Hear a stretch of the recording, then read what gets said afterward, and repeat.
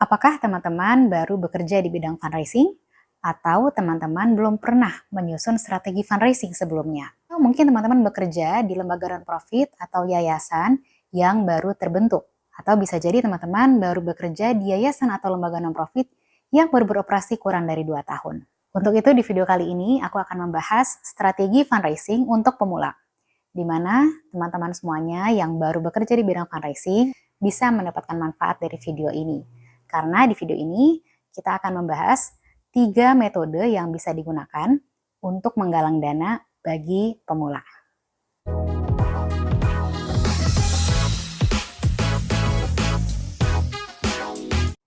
Pada dasarnya, strategi fundraising itu bisa sangat fleksibel dan bervariasi.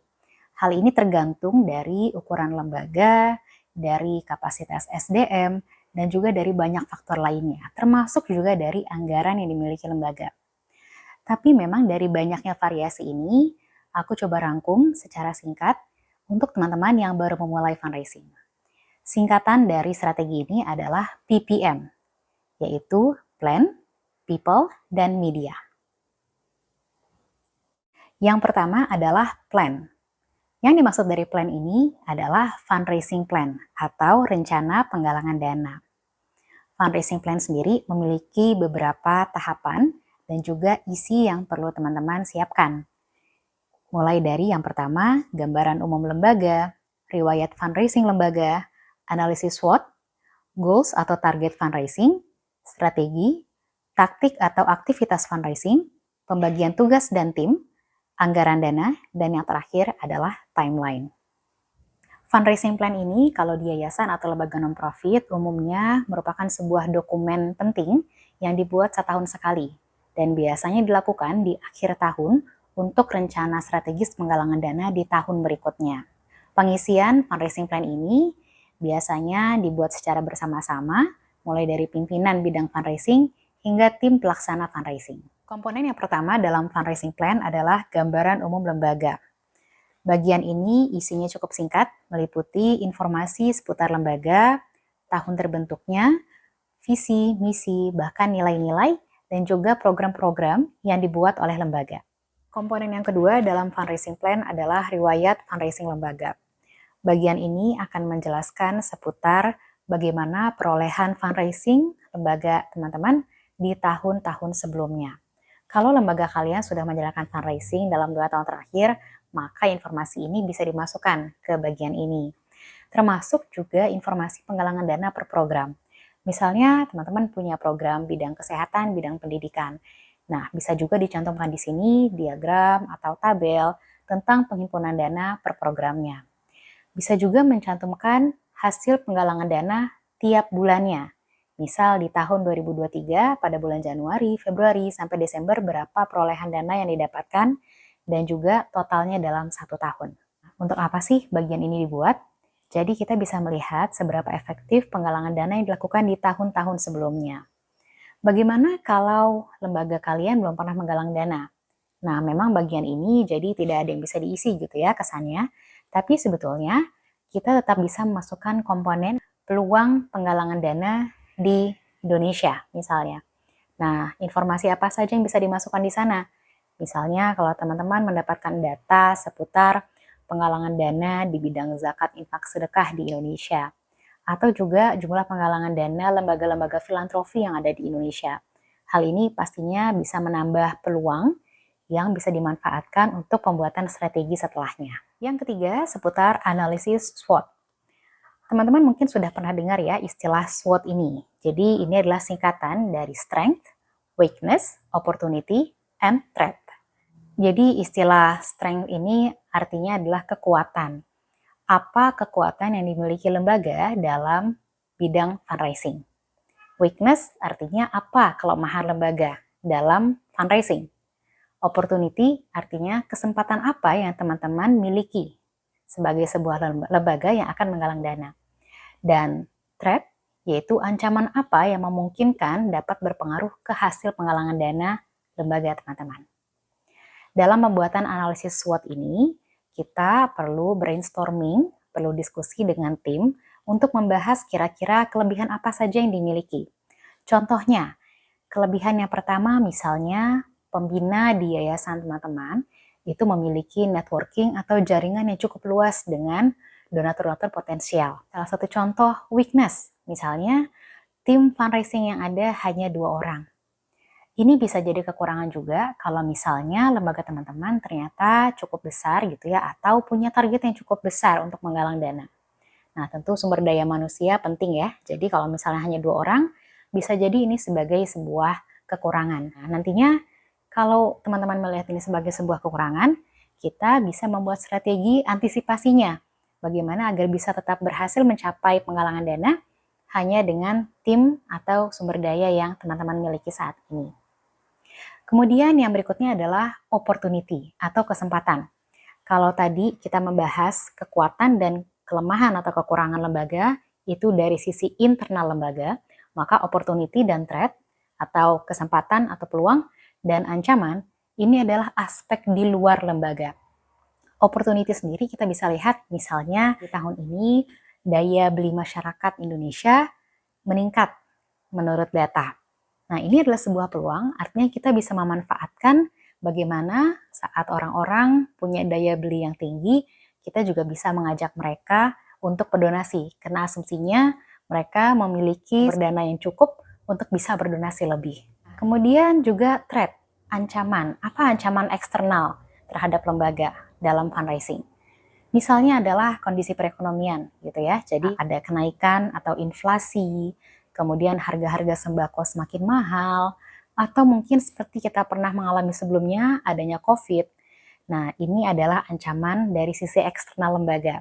Sehingga ini perlu kita cantumkan dalam bagian threat. Saat teman-teman nanti sudah membuat apa saja SWOT-nya, nanti kita bisa melihat big picture-nya. Ibaratnya gambaran utuh terkait dengan sumber daya yang kita punya, baik itu kekuatan dan kekurangan, serta peluang atau ancaman dari sisi eksternal lembaga yang mungkin bisa berpengaruh terhadap fundraising lembaga kita.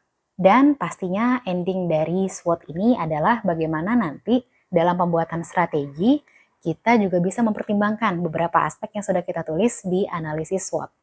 Komponen yang keempat adalah goals atau target fundraising.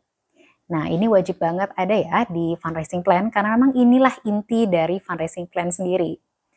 Jadi pembuatan goals ini tujuannya adalah untuk kita mengetahui berapa sih target penggalangan dana lembaga di tahun ini. Nah, mungkin teman-teman berpikir sekarang, kira-kira kalau belum ada target, gimana ya cara membuatnya?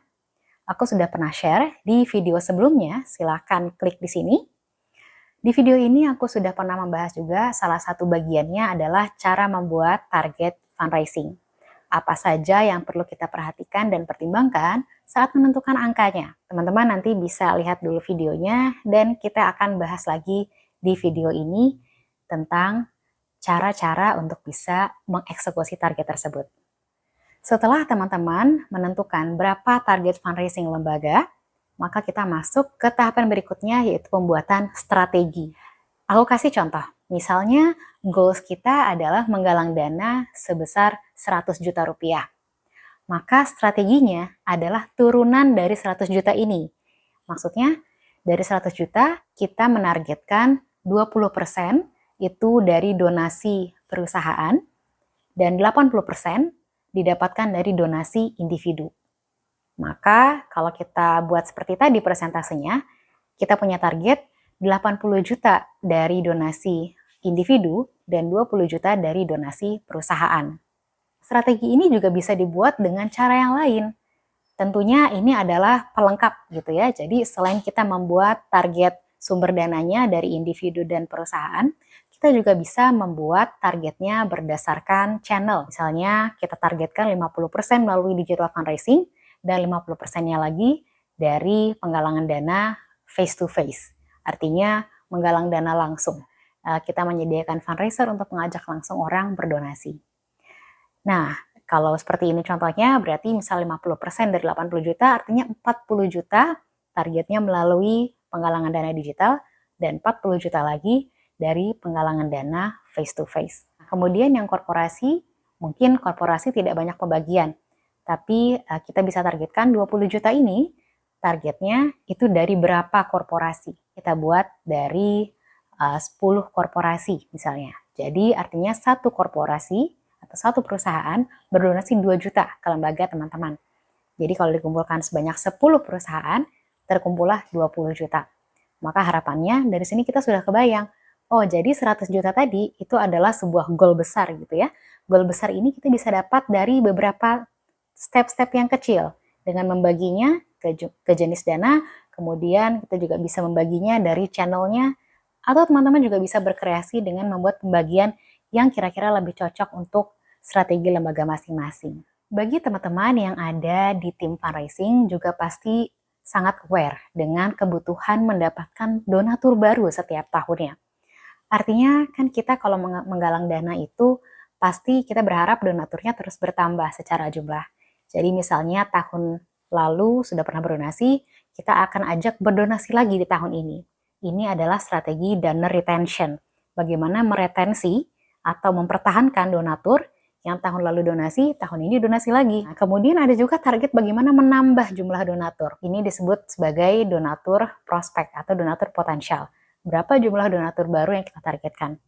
Maka matriks ini kita juga bisa buat sebagai bagian dari strategi fundraising. Misalnya kita mau targetkan 30% donor retention dan 20% donatur potensial. Artinya, kita berharap dari donatur yang berdonasi tahun lalu, 30%-nya akan berdonasi lagi di tahun ini. Ini disebut sebagai donor retention tadi, 30%. Dan juga kita membuat angka misalnya 20% donatur baru atau donatur potensial. Artinya dari jumlah donatur tahun lalu, misalnya kita punya 1000 donatur, maka 20%-nya 200 donatur baru lagi di tahun ini. Jadi harapannya, mereka yang tahun lalu sudah pernah berdonasi, kita dapat tambahan 200 orang donatur baru lagi. Nah, jadi kira-kira udah kebayang ya apa aja strateginya. Setelah kita membahas strategi dan kita sudah membuat turunan targetnya, maka tahapan berikutnya adalah pembuatan taktik atau aktivitas fundraising. Salah satu contohnya misalnya tadi target strategi kita yang pertama adalah menggalang dana dari donatur individu.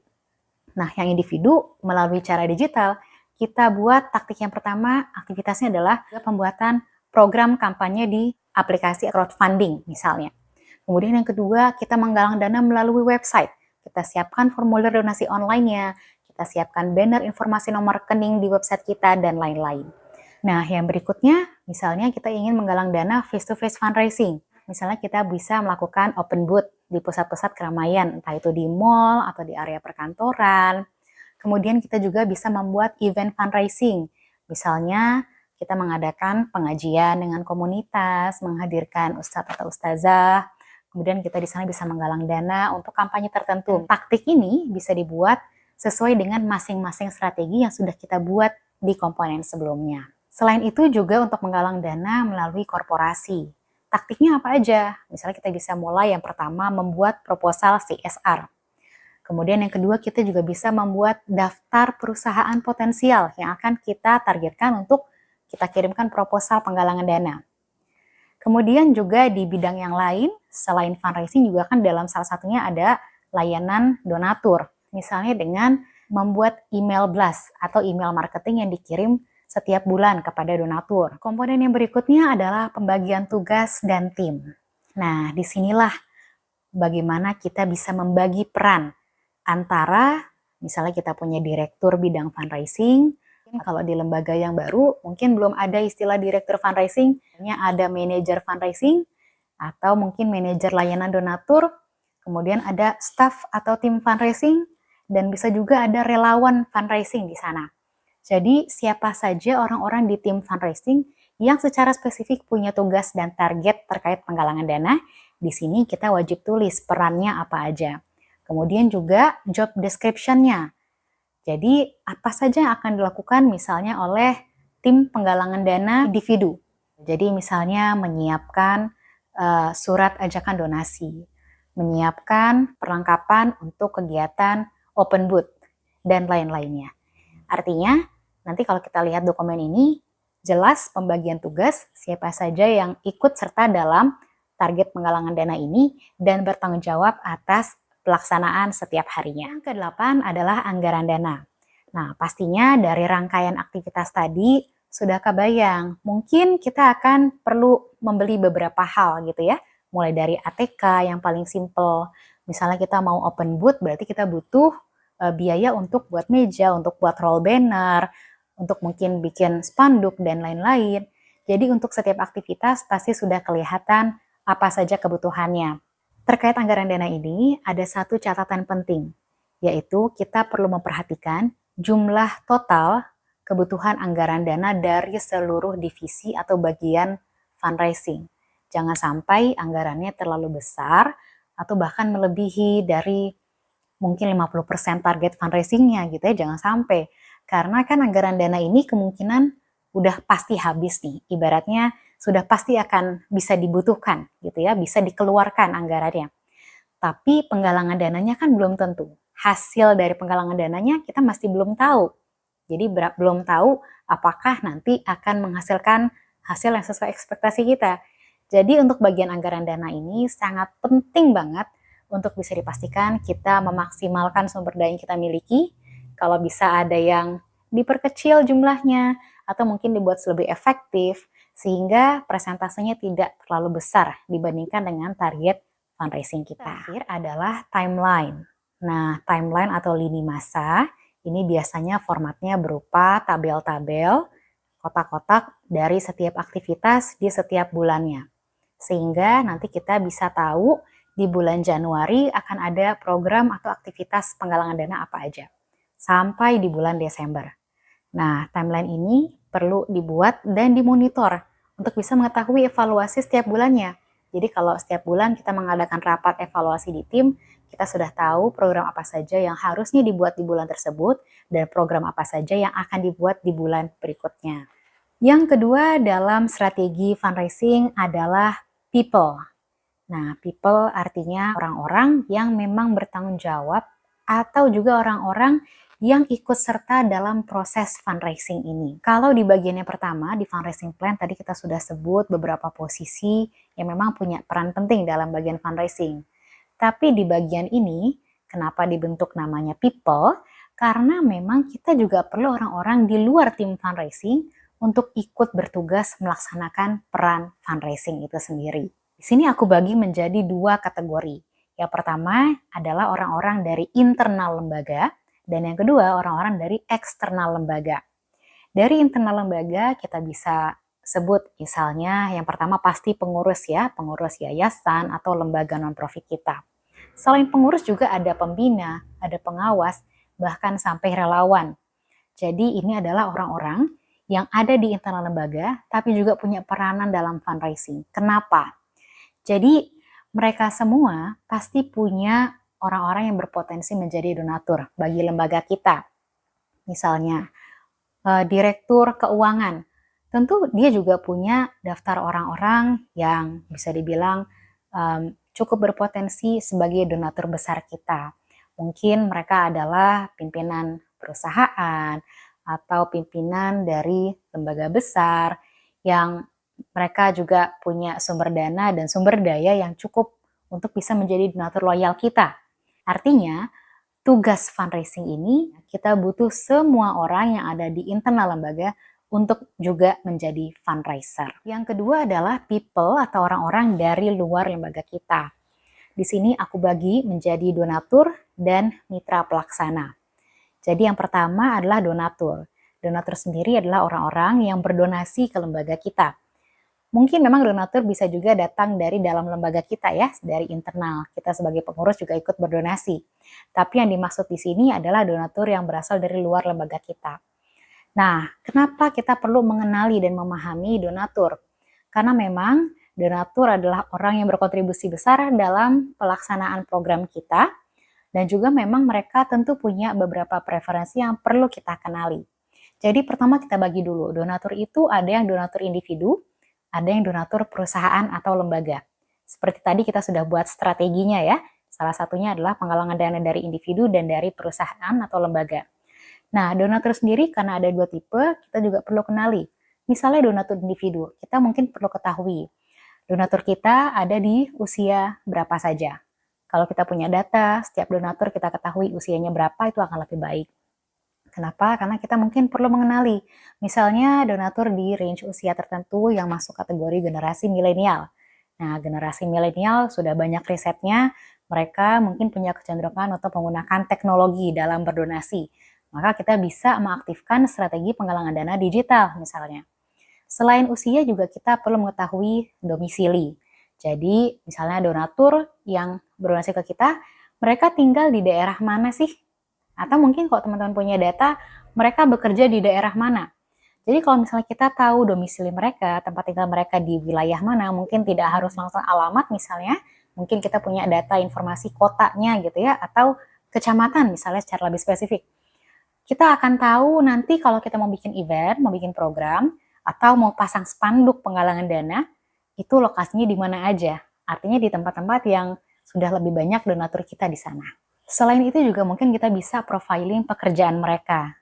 Jadi kita bisa tahu kebanyakan dari donatur kita itu pekerjaannya sebagai apa sih? Mungkin sebagai pimpinan perusahaan, atau mereka sebagai karyawan swasta, atau mungkin ASN. Nah, kenapa pekerjaan ini penting? Nantinya kita bisa meriset beberapa informasi tambahan yang menjadi kecenderungan donasi terhadap pekerjaan ini. Misalnya untuk mereka yang ASN. Nah, kalau kebanyakan donatur kita ASN, mungkin kita udah tahu tanggal-tanggal gajian ASN tuh di kapan aja.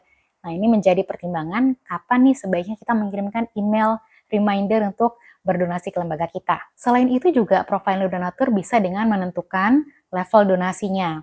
Tadi aku beberapa kali sebut seputar donatur besar gitu ya, atau donatur loyal. Nah, jadi leveling donasi, ada yang kita sebut donatur loyal atau donatur yang selama 2 tahun berturut-turut rutin berdonasi ke lembaga kita.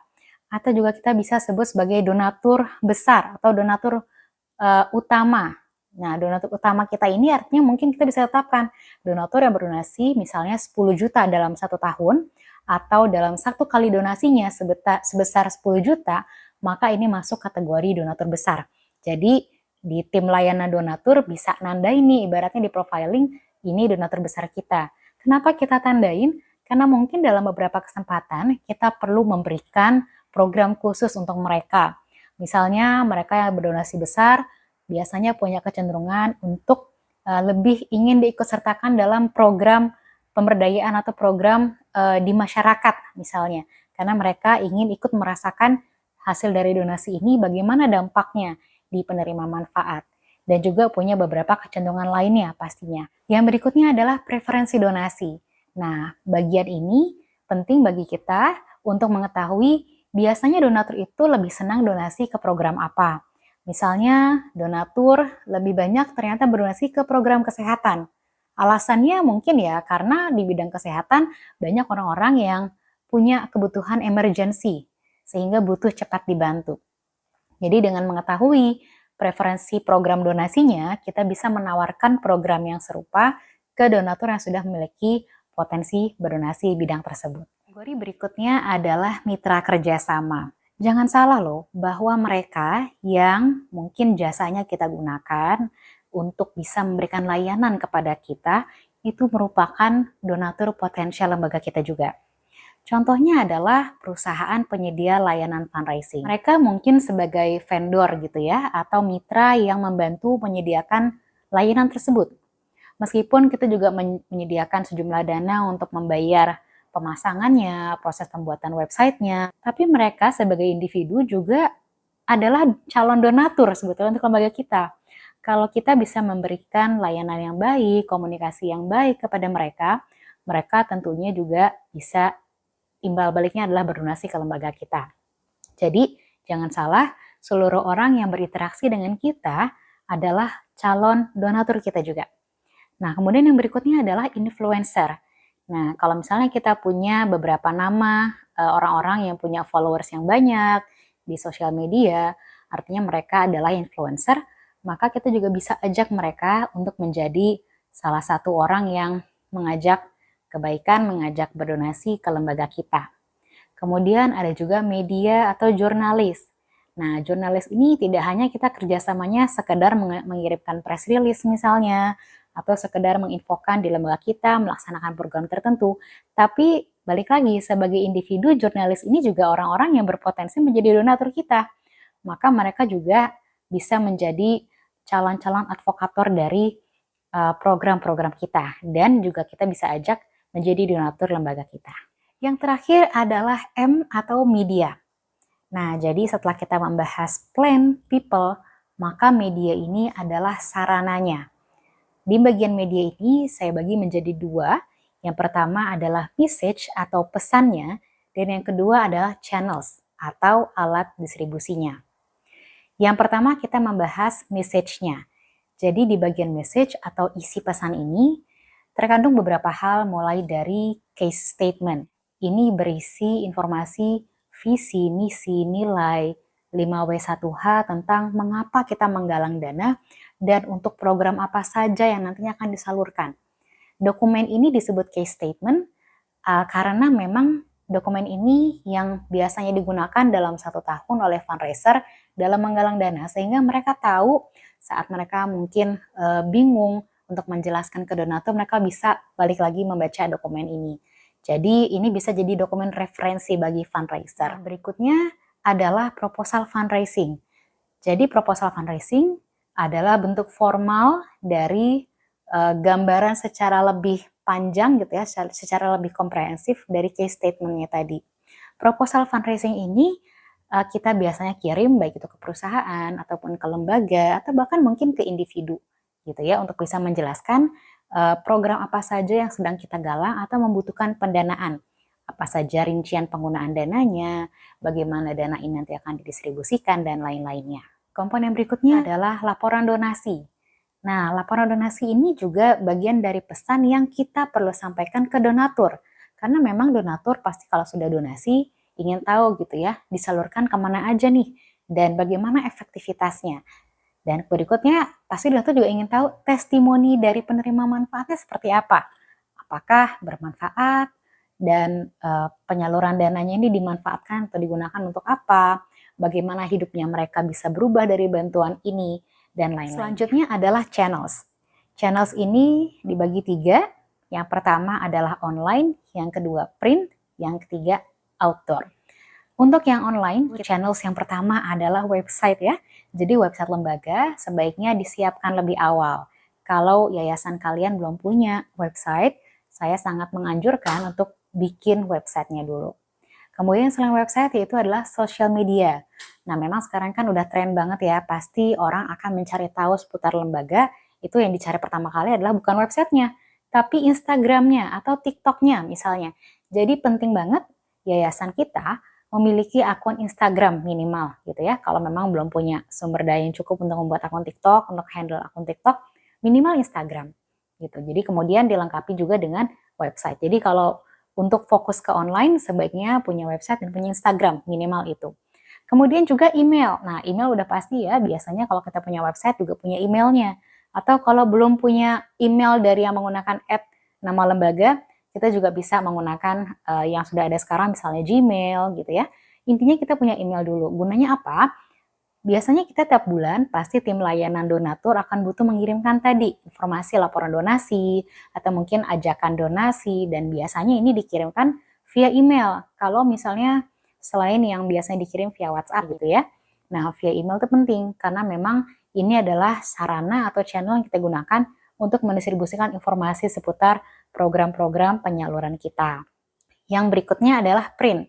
Print ini misalnya kita butuh mencetak surat pengantar gitu ya untuk donatur, atau juga proposal yang mau kita kirim ke perusahaan. Dan yang berikutnya adalah outdoor. Kalau lembaga kita punya perencanaan tadi misalnya kita mau cetak spanduk, kita akan cetak spanduk berapa nilainya, dan itu tadi sudah kita masukkan ke anggaran, maka di sini adalah bagian dari strategi channel outdoor. Kita mau pasang spanduk di area mana saja. Tentunya tadi kita sempat bahas ya sebelumnya, di area-area yang banyak area donatur kita atau donatur potensial. Itu dia materi seputar strategi fundraising untuk pemula. Sedikit kita ulas. Jadi strategi fundraising untuk pemula kita singkat sebagai PPM. Plan, People, Media. Plan, People, Media. Plan sendiri artinya adalah fundraising plan atau rencana penggalangan dana. People artinya orang-orang yang terlibat dalam penggalangan dana. Dan media artinya pesan, dan juga channel media yang kita gunakan dalam mendistribusikan informasi seputar penggalangan dana. Semoga video ini bermanfaat dan materinya bisa langsung teman-teman gunakan dalam membuat strategi penggalangan dana di yayasan atau lembaga non-profit teman-teman semuanya. Kalau ada pertanyaan atau mungkin diskusi dan lain sebagainya, silahkan tulis di kolom komentar yang di bawah. Dan juga teman-teman boleh referensikan video ini ke sesama pegiat non-profit yang ada di Indonesia. Terima kasih banyak sudah menonton video ini. Semoga video ini bermanfaat bagi kita semua dan semoga fundraising lembaga kita bisa sukses dan berhasil di masa mendatang. Silahkan tonton video-video lainnya seputar non-profit dan juga fundraising yang sudah ada di channel YouTube @hafizaelvira. Sampai jumpa di video selanjutnya.